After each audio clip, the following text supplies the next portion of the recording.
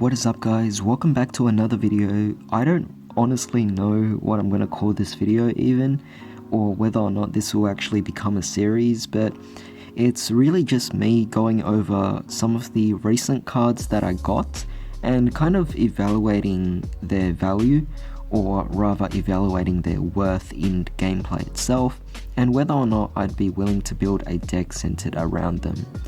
And that's pretty much the whole idea here. I'll also be talking about whether or not certain cards might be good and everything like so. But with that being said, it's usually just a select number of cards that I've kind of viewed as, I don't know, either really underwhelming or just in this mid-tier. And if it is something that I truly do have an interest in, I most likely won't be mentioning it in this particular series or video, and I'd most likely be putting a deck profile for it, so you guys would eventually see it soon anyway.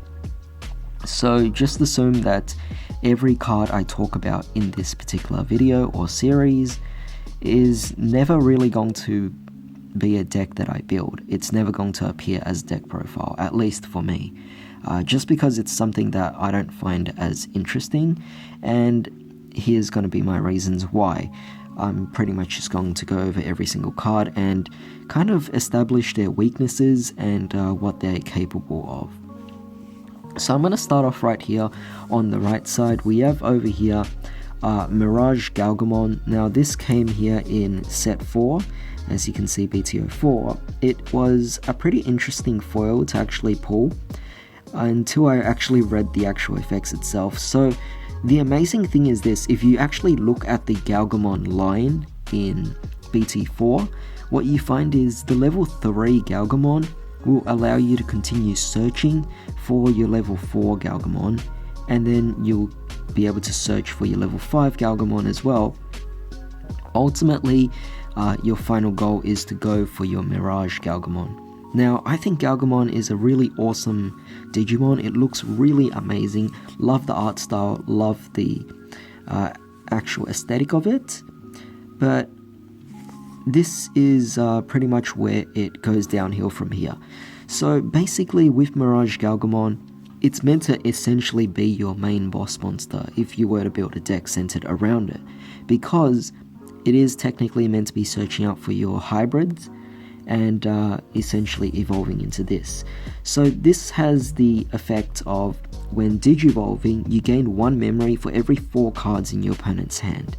Now that's kind of detrimental in some sort of ways, because you are highly dependent on your opponent having a lot of cards in their hand. But if your opponent has a lot of cards in their hand, they're already at such a high advantage because they have so many cards. And if they don't, then you don't really benefit much from this particular effect. So that's kind of one of the weaknesses with it, is that it's too dependent on a certain factor.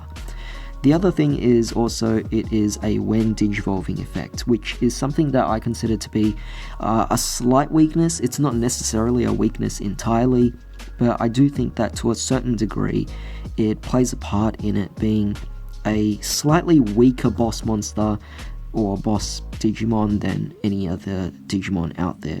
And that's mainly because it only applies when you are digivolving, so you only get to do it the one time. So if you don't make the most out of it, then you lose it. The other effect though is a passive effect, and that is, during your turn, this Digimon is unblockable. Now I actually think this is quite decent indeed, because if it's unblockable, that means you're always going to guarantee at least 1 attack.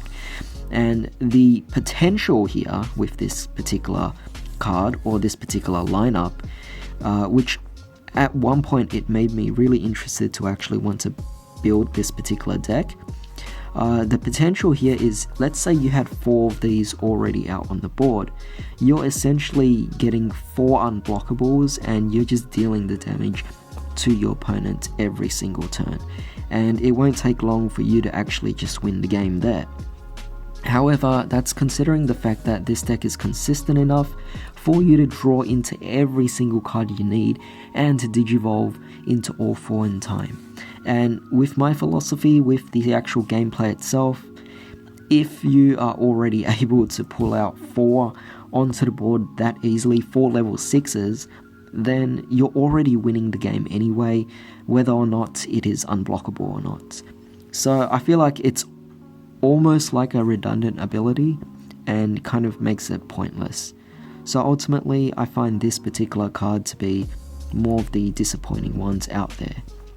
But with that being said, let's now move on to Blastmon. Now Blastmon, the one thing that really attracted me to this particular card is the actual security attack +1. Dealing 2 damage is quite whopping. However, the downside is the fact that is when it's attacking, which that's not the issue at all, it's the actual effect, your opponent may choose one of their unsuspended Digimon, and if they do, you switch the target. You have to switch the target to attack that Digimon. So the fact that you can deal 2 damage, but your opponent has the option to actually just divert that attack, it kind of renders the card pointless, because it seems so good, you know, because I love extra security attacks. It's one of the reasons why I really love War Greymon in red, but with Blastmon, it just falls a little short for the fact that you're kind of giving the opponent the opportunity to respond to it. And honestly, that's just something that I feel is not particularly amazing. I mean, they can easily whip out some really weak Digimon out there to just take the attack, and ultimately they won't take any damage, which is definitely kind of unfortunate, and if everything, it just slows you down, allowing your opponent to then build up their board and go for the attack. So ultimately, I would have to say this just falls a little short for me to actually want to build a deck revolving around it. Now, moving on here, we have over here Lord Nightmon. Now this actually seemed really interesting at the time that it came out, which by now we're already up to like set 9, set 10, set 11, but at the time it came out during set 5, the Nightmon lineup was definitely really powerful. It was really interesting because you get the level 3, you can essentially search for a Holy Warrior or a Holy Knight or something, or Warrior or something like that. Same thing for the level 4, and I think even same thing for the level 5. And so you were essentially trying to build up to get out your boss, which is Lord Nightmon.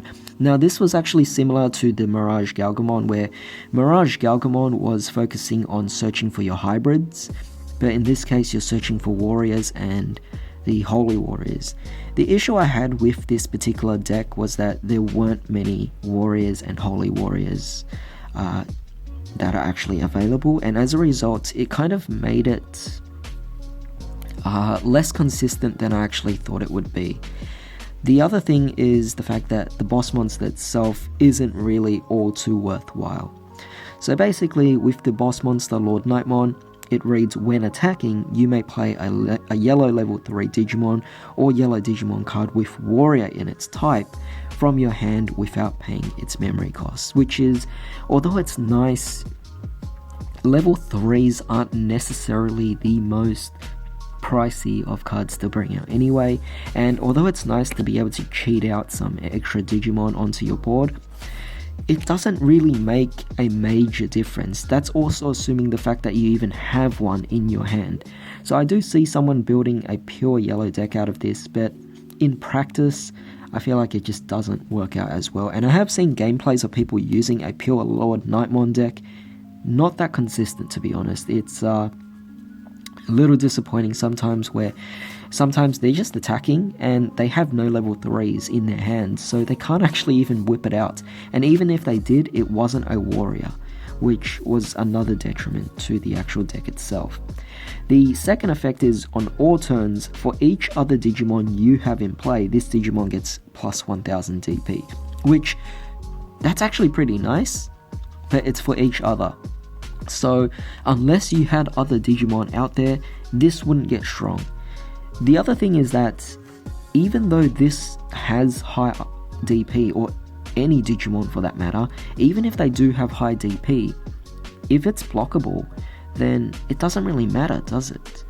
I mean, as long as your opponent has something to block it, or if your opponent has some sort of option card that can delete your Digimon, it renders it completely pointless. So I feel like for this, it's a bit too much of a passive ability, and the attacking ability, although it's a bit more active, it only allows you to bring out something really specific that is only level 3 and only a warrior, which is just something that is not going to be as good in practice as you might assume in theory.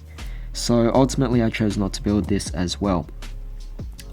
However, moving on, we have over here Ragdoll. So this one is Digiburst 2. You essentially get to just boost all of your Digimon by 2000 DP for the turn. Now, although that might seem nice, you have to already have a lot of Digimon on the board, and even then, 2k is not too amazing.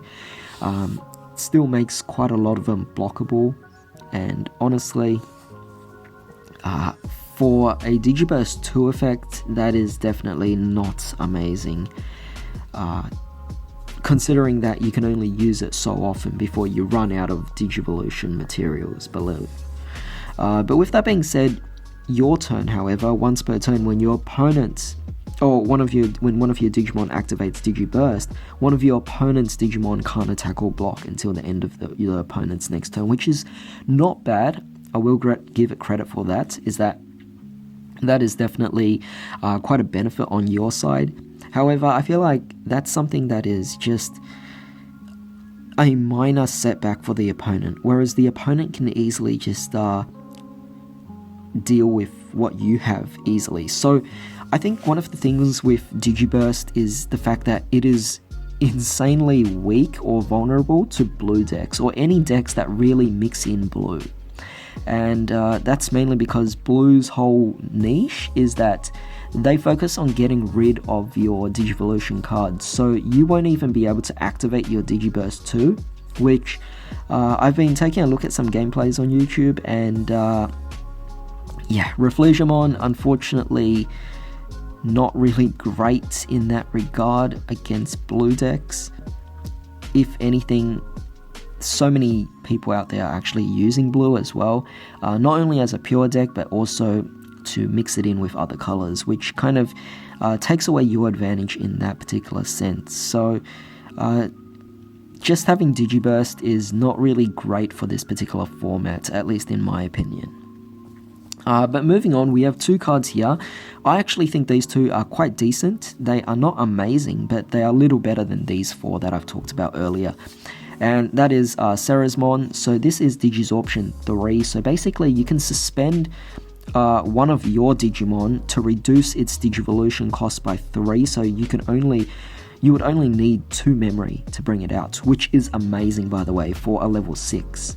And also during your turn, when suspending a Digimon for your Digisorption, you can actually just suspend your opponent's Digimon instead. That's amazing.